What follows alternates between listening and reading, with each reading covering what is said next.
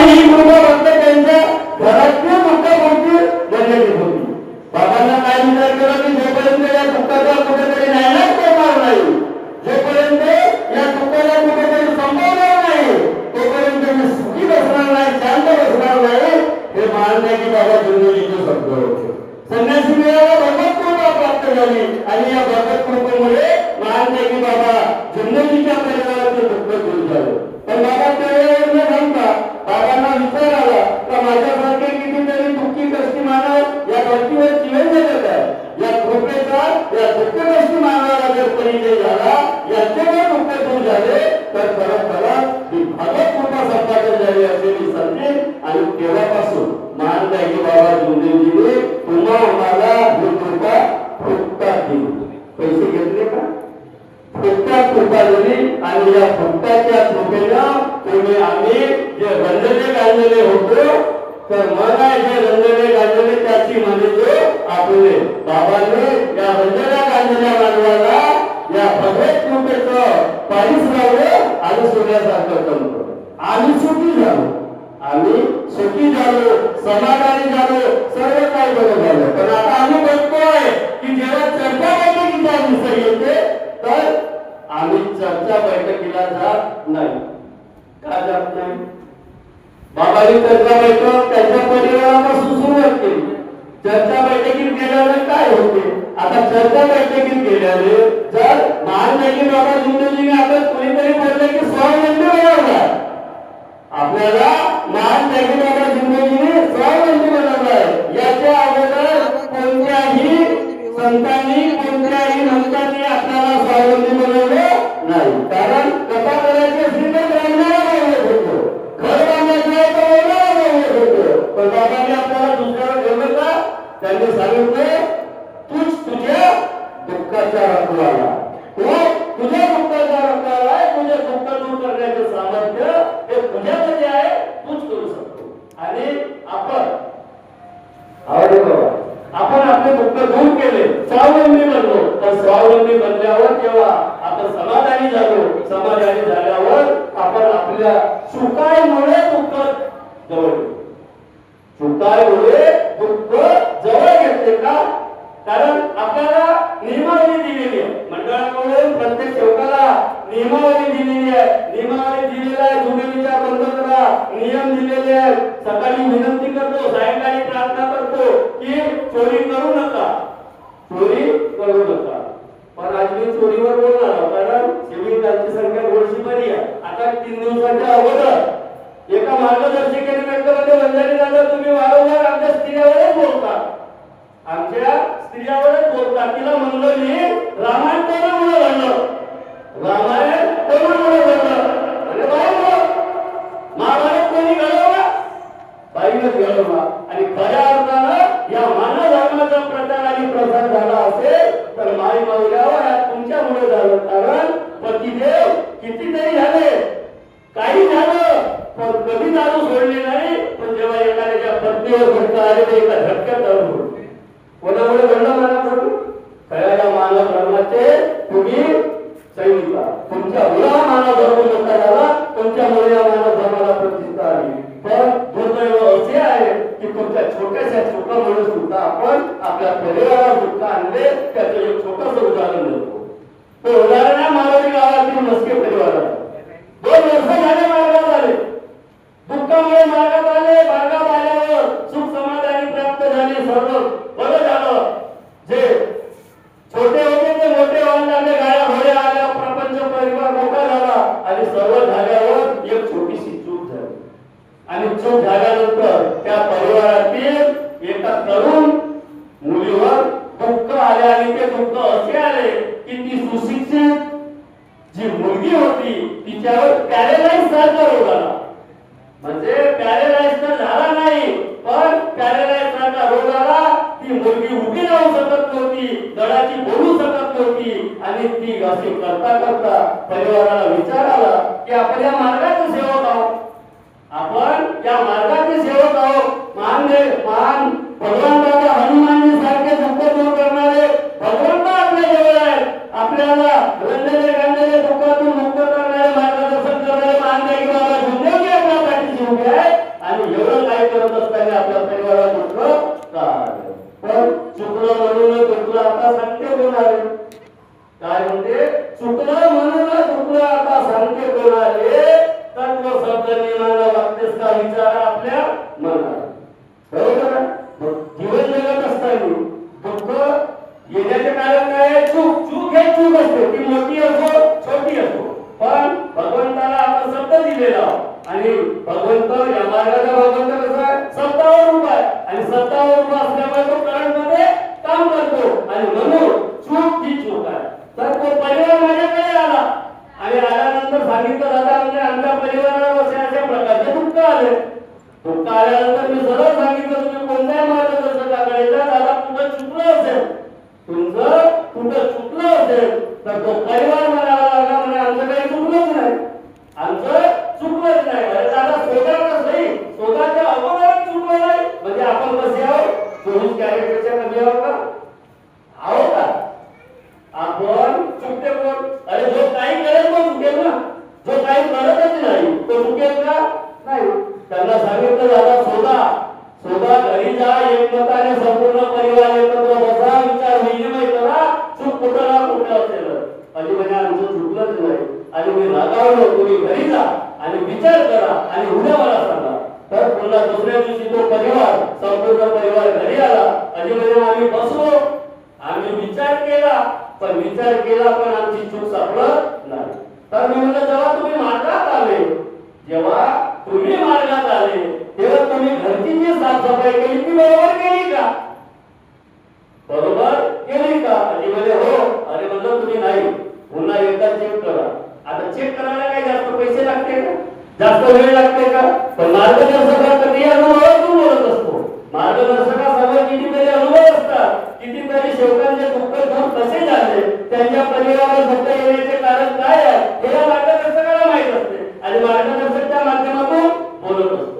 पण परिवार आला आणि त्यांना सांगितलं की तुम्ही तुमच्या घराचं शुद्धीकरण बरोबर केलं का ते एकदा पुन्हा तपासा आणि तपासते वेळेस जर सुरुवात करायची आहे तर तुमच्या घरी असलेला जो दिवा आहे तिथून सुरुवात करा. कारण साऱ्या घराची प्रॉपर्टी म्हणजे सर्व पैसे ठेवा, वाकरा ठेवा, अंगण ठेवा, नाहीतर एखाद्याने केलेली वस्तू ठेवा. इकडून तिकडून आणलं म्हणजे कुठं बघा किल्ली आणि कुलपाची ती ठेवलं गेलं सुरुवात केली आणि सुरुवात केल्यानंतर झालं काय की गाडी बाजूला ठेवली आणि गाडी बाजूला ठेवल्यावर त्यांना एक बॅनर सापडला. तर सेवक होता कबड्डीच्या चौकीन असल्यामुळे आणि अनेकांना असल्यामुळे कोणत्याही देवाची फोटो आणि कोणत्याही नेत्याची फोटो लावणं हा त्यांचा काम होता.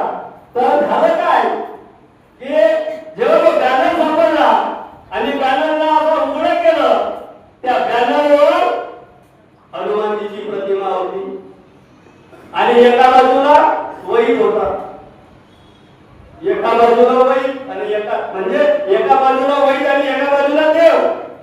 आता खरोखर हे दोघं लढाई नाही करतील का? लढाई करतील का नाही? मग फोन आला त्यांचा आणि म्हणाला लागला म्हणते एका बाजूने वहीत ते एका बाजूने देव. आता करू का? म्हणतो मनातून का म्हणते कोणाले आता कोणाले का पाहतो विचार होता. कारण आता वैध म्हणल्याची याच्या अगोदर वैदाने आपण घाबरत होतो. अरे वैध काही हलके भले आहेत का? मग आता आपल्या मंडळातले मी वैध आहे, आपल्या मंडळातले वैध आहे. आता आपल्या साखरची वैद यांची फोटो त्या बॅनरवरती होती. वैद कशी आहे तर आपल्या वैद्य साहेबांची फोटो त्या बॅनरवर होती. आणि दादा म्हणलं कापून द्या. वैद्य साहेबाला एका बाजूला ठेव आणि त्या हनुमानजीला एका बाजूला ठेव. शेवटी बाई काय म्हणायला लागले, अजिबात या मार्गात आपण हनुमानजीची पूजा करतो, मार्गात आपण हनुमानजीची पूजा करतो आणि बॅनरवर हनुमानजीचा आहे. तर आता एकीकडे प्रश्न आहे, येतोय भगवान देतोय भगवान आहे की नाही? आता मी सांगतो लोकांना समोर मानत आले, माझ्या परिस्थिती तशीच होती. 30 वर्ष आनंदांच्या माध्यमातून कार्य केलं. 30 वर्ष खोबरागडे साहेब प्रूफ आहेत, खोबरागडे साहेब आहेत प्रूफ, हे संगती देत होते. 30 वर्ष कार्य केलं. तिथं हनुमानजीचीच होती. तर ते बाई म्हणायला लागली म्हणते इथं हनुमानजीचे आपण मानतोय, आपले गुरु आपले दैवत म्हणते हनुमानजी. तर कधी याच्याला का होय? तर मी म्हणला हनुमानजी ज्या हनुमानजीची पूजा करतोय ते काय आहे? भगवान बाबा हनुमानजी. हनुमानजी तर घरोघरी भेटत आहे आपल्याला. आपल्या गावात त्या हनुमानजीचे मंदिर नाही आहे का? आहे की नाही? पण आपण त्या हनुमानजीच्या मंदिरात जाऊन कधी पूजा केली का?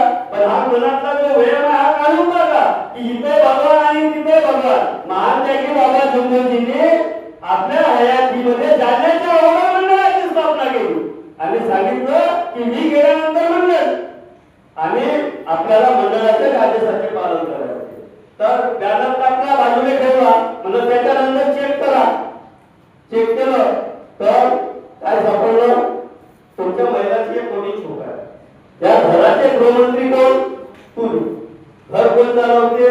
सेविका. घरचा माणूस पैसे कमावते. पैसे कोणापाशी देते? इमानदारीने सांगा. पैसे कोणाकडे देते? मग तुमची जबाबदारी काय आहे? नवऱ्याने दिलेले पैसे आपण सांभाळून ठेवलो पाहिजे. पण तुम्हाला माहित आहे नवरा नाही हा मध्ये पाहायला आलता तर काय घेऊन आलता. एकटी बंदी याच्या घरी आला होता. हा काय करते तर पाहू. कारण नवरा त्याचा उलटा करा. नवऱ्या शब्दाचा उलटा करा त्याचा होते रावण. आणि त्याच्या सोबत जर तुम्ही छेडछाडी केली तर मग सीता हरण कशी झाली होती हे समजून घ्या. तर पतीदेव काय झालं की त्या आपल्या घरच्या बाईकडे पैसे देत होता. आता पत्नीने काय केलं? ठेवलं तर ठेवले. मनामध्ये तिचा एक मोह निर्माण झाला. मग ते कधीतरी आपल्याला भविष्यात गरज पडली तर आपल्यापाशी आपली बचत बँक पाहिजे. आपल्याकडे काहीतरी निधी उपलब्ध पाहिजे. जशी सरकार आपत्कालीन निधी वेगळा जमा करून ठेवते की आपल्या देशावर जर भूकमारी आली तर या निधीचा आपण वापर केला पाहिजे. बाईनं काय केलं? नवरा 5,000 द्यायचे आणि बाई भोकानं एक 500ची नोट बाजूला काढून ठेवायची. काय करायची? एक 500ची नोट जास्त नाही काढायची. थेंबे थेंबे तळे जाते. आपल्याला काय त्या बँकेच्या माध्यमातून काही विकास कामं करायची आहेत? घर चालवायचा नवरा आहे ना. त्या बाईला थोडे थोडे थोडे जमा करता करता किती पैसे जमा झाले असतील? किती झाले असतील विचार करा. त्या बाईनं 45,000 रुपये त्या दिवाणच्या कोपऱ्यामध्ये जमा करून ठेवले. पतीदेव पहिलं मुलीच्या त्या दवाखान्याच्या खर्चामुळे बाहेरून होतात. आता ज्याच्याकडचा पैसा संपला त्या परिवाराची परिस्थिती काय आहे तुम्ही समजू शकता. कारण या परिस्थितीतून आपण सर्व बाहेर गेलेलो आहोत आणि गेल्यानंतर जसं ते 45,000 रुपयाचा ढिगोरा त्या पिशवीत दिसत नाही तसा पत्नीने विचारले ते पैसे कोणाचे? बाई का म्हणते माय होय. माय म्हणता बरोबर भगवान 2 गाळावर जोड कसं कसल्यानंतर सांगितलं म्हणजे तू सांगून राहिलीस का हे पैसे माय होय. इकडं मुलीच्या प्रकृतीसाठी आणि गाड्याच्या डिझेलसाठी मी लोकांकडून पैसे आणतो आहे. प्रपंच चालवत आहोत आणि तुझ्याजवळ असलेले पैसे तू मला सांगत नाही म्हणजे तू कशी बायको? आणि इकडं मार्गदर्शक सांगतात पती आपली पत्नी बंडीचे 2च चाकं. आता कायचे चाकं राहिले? नवऱ्या तुझ्यावर आपत्ती आली तर सांभाळ. तू काय तर मी तुझ्या पाठीशी तू आलं तर नाही. पती पत्नी बंडीची चाकं आहेत. दुःखात आणि सुखात दोघांनाही समर्थ उभं राहिले पाहिजे. फोन केला मी म्हणलं तुम्ही एक काम करा संपूर्ण परिवार घेऊन घरी या. घरी आले. आता म्हणलं तुमची चूक सापडली कशी? चूक सापडली कशी? चूक सापडली मी म्हणलं तुम्ही संपूर्ण परिवारच्या भगवंतासमोर बसा आणि भगवंताला माफी मागा. कारण या मार्गाचा भगवंत कसा आहे? दयाळू आहे.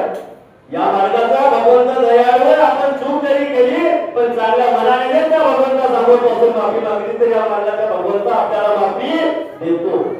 तर आज या गावात येण्याचं कारण काय आहे? या जीवनातून सुधाकर वंजारी 2 वर्षाच्या अगोदर या गावात तुम्ही माईकवर नाव ऐकले असाल. कारण आमच्या जीवाचा आमच्या नावाचा जर वाचा गाजा झाला असेल तरी याच गावात झाला होता. आणि त्या बैठकीमध्ये दिलेची वाणी उपस्थित होते. हो बरोबर. वंजारी परिवाराचा वाजा गाजा याच गावातून 2 वर्षाच्या अगोदर झाला आणि तो गाव कोणता हे पाहण्यासाठी मी खास या जीवनापूरला. पण मार्ग कसा आहे? हा मार्ग सत्याचा.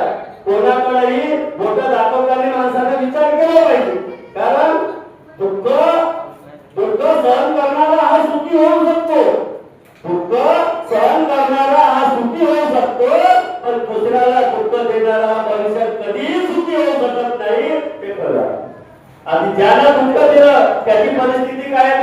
सुखाचे झाले. कारण बाबांनी म्हटलंय तू लाख चतुराई करले. कारण या मार्गाचा शेवट कसा आहे? चतुर आहे. तो लाख चतुराई करले सत्य खरा हो गया है. ये भगवत कृपा है या भगवत मर्जी चलेगी मानव मर्जी नाही. म्हणून आजच्या माध्यमातून सांगण्याचा एकच अर्थ आहे की बाबांनी केलेले तत्वसत्य नियम सर्वांनी आचरणात आणावं. आपापला परिवार सुखमय ठेवावा.